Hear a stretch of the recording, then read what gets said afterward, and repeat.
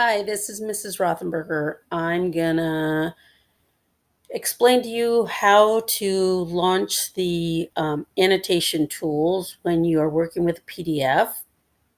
Some of you are going to get these in your Canvas courses, or a teacher may just share a link. So, first thing you're going to do is you're going to get that document in front of you. Just going to choose one that I know I have. So here's a PDF.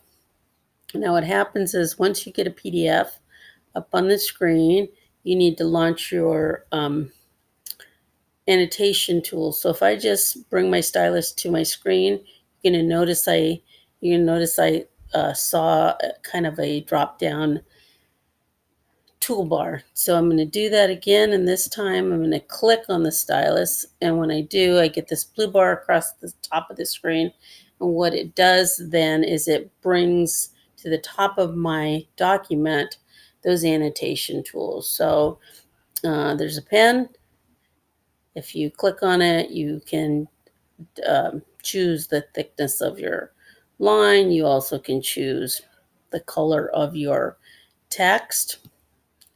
Next tool is the highlighter tool, and you can choose the color and the thickness.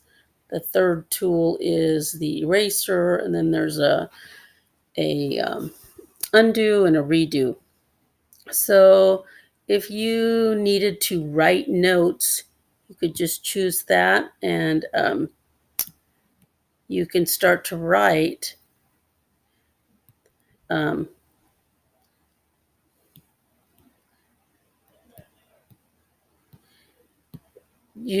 when you're using this tool, it will only write on the visible part of the screen. You won't be able to annotate out in the gray.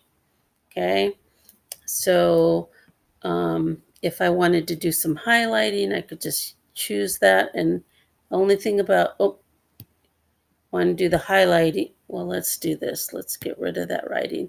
I'm going to choose the highlighter, and the thing that you need to remember is that you do need to maintain that your stylus is always touching before you lift it up so that you can highlight. And as long as you keep continuous pressure, it will continue to highlight. So that's the nuts and bolts of doing some annotating on a text. The key here is that you'll need to download your document.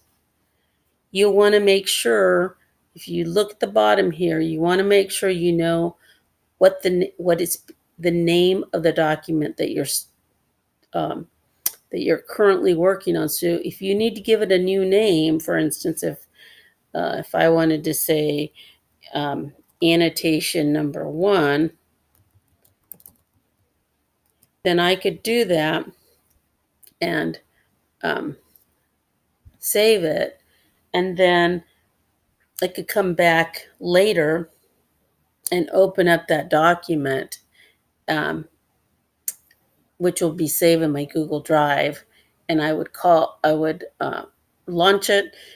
I could re-annotate again and save it.